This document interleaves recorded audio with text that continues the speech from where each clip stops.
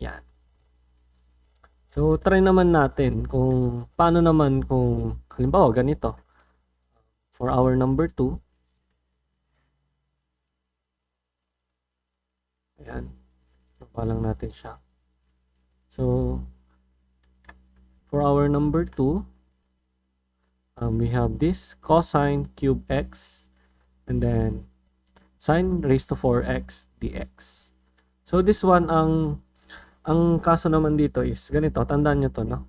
So, kapag yung cosine natin or yung sine natin is add, no? Add yung isa sa kanila.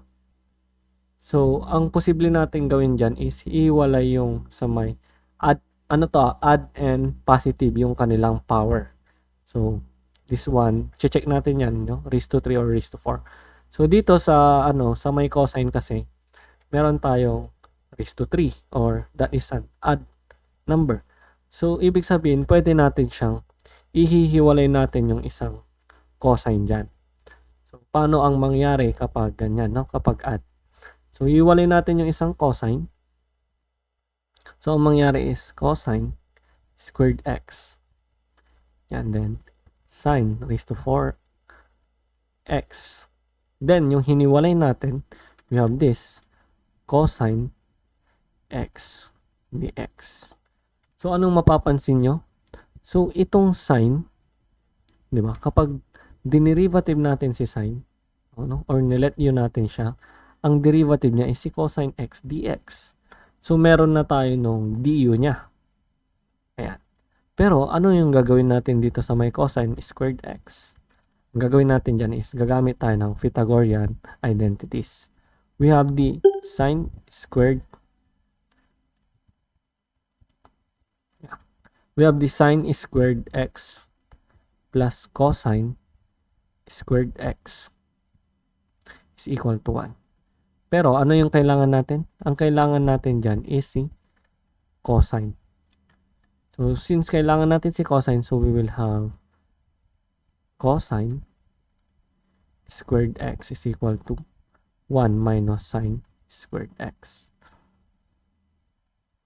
Then, sipalit natin siya. So, we will have this integral of, yan, palitan natin siya. We will now have 1 minus cosine squared x. Then, si sine. And then, yung nakaabang na du. Yan. So, cosine x dx. So, kapag nag-let u tayo, oh, wait lang. This should be sine. Yan. So, kapag ang nag-let u na tayo ngayon, let u natin si sine x. So, ang derivative niyan will be cosine x dx. So, we can now substitute this. We'll have this one. 1 minus sine x natin is u. So, this is u squared. Then, this is u raised to 4. Then, du. Ayan. Then, we can now expand lang to. So, integral of u raised to 4 du minus integral of u raised to 6 du. So, we can now have the answer. Yan. 1/5 u raised to 5 minus 1 all over 7 u raised to 7 plus c. Ibalik lang natin siya sa kanyang yung value ni u.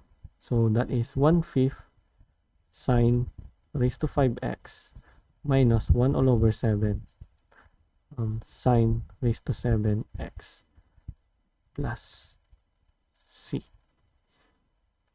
So, yan. So, we can now have the answer.